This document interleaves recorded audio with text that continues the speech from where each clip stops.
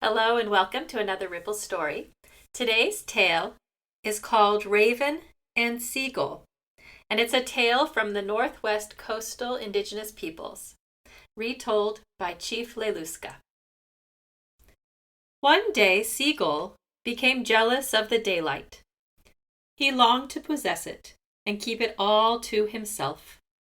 He called upon his Dlugwi, his supernatural treasure, to help him capture the daylight. After Sea Gull had caught the daylight, he rolled it into a ball, carried it into his house, and hid it in a large wooden chest.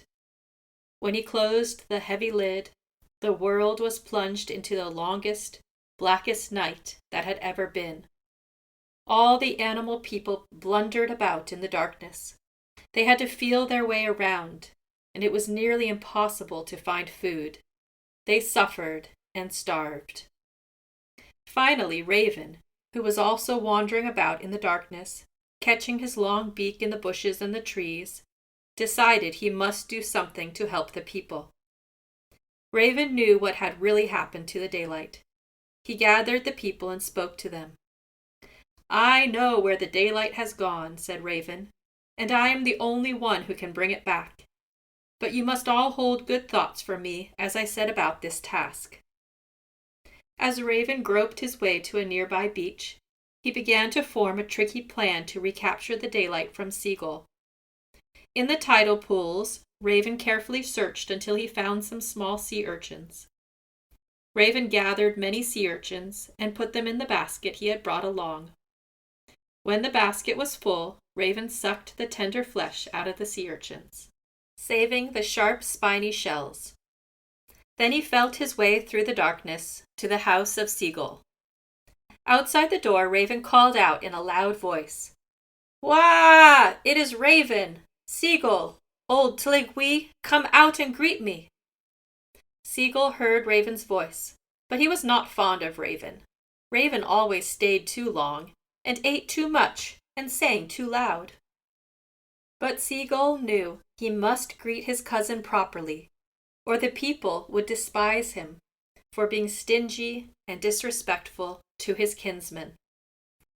So Sea Gull shuffled out to greet Raven. Meanwhile, Raven had scattered the sharp sea urchin spines all around the door of Sea Gull's house. As Sea Gull stepped through the doorway, one of his big flat feet came down upon a shell. "Ooh! Ow! Ooh!" he cried, as his other big foot came down upon more sharp spines. Sea Gull tumbled back into the house, yelling at the top of his voice, "Oh, my feet, my feet, my poor, poor feet! Oh, they hurt, they hurt, they hurt!" Stepping over the sea urchin shells, Raven quickly slipped into the house. "My dear cousin, whatever is the matter?" asked Raven. "Oh, my feet, my poor, poor feet!" cried Sea Gull, hopping from foot to foot. "They hurt, they hurt, they hurt!" "Let me help you," crooned Raven, as he reached out and grabbed Sea Gull by his skinny leg. "Even in this darkness, I can tell that you have something sticking in your foot." "Yes, and it hurts, it hurts, it hurts," whined Sea Gull. "If I just had a knife, I might be able to help you," said Raven, smiling to himself. "Here, take this," cried Sea Gull, as he handed Raven a small knife that he always wore around his neck. Raven quickly turned Sea Gull upside down and began to dig roughly at Sea Gull's foot with the knife. Sea Gull screamed and flapped his wings until the house was filled with his feathers. "Oh, my feet, my poor, poor feet!" cried Sea Gull. "They hurt, they hurt, they hurt!" "If I had a little light, I could do a better job," said Raven impatiently. Over there," squawked Sea Gull as he flapped a wing in the direction of the great wooden chest. "Open it! Open the chest, but only a little." Raven scurried to the chest and eased the lid up until a crack of daylight shot into the room. He ran back to dig once more at Sea Gull's foot. Sea Gull screamed again, My feet, they hurt, they hurt, they hurt. If only I had more light, I could work quickly and be done with this, said the sly raven. Open the chest a little more, cried Sea Gull. But be careful, do not let the daylight out. Raven went to the chest and raised the lid further. The room grew brighter. Back he ran to Sea Gull, where he began tugging at the spines in the old bird's foot. Ow! Wailed Sea Gull. It hurts, it hurts, it hurts. I cannot get them out, snapped Raven without sympathy. It is just not light enough in here to see all of the spines in your foot.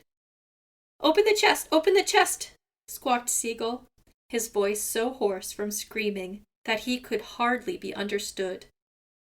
With that, Raven rushed across the room, threw back the lid of the chest, and watched happily as the daylight spilled out.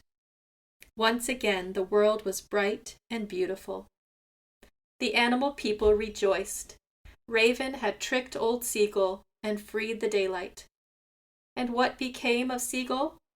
He never quite got over the sea urchin's spines in his feet. To this day, when you sit on the beach, you can see Sea Gull walking as if his feet hurt, and you can hear him crying, "Canny, canny," as he mourns the loss of his treasured daylight. Snip, snap, snout. Now this tale's told out.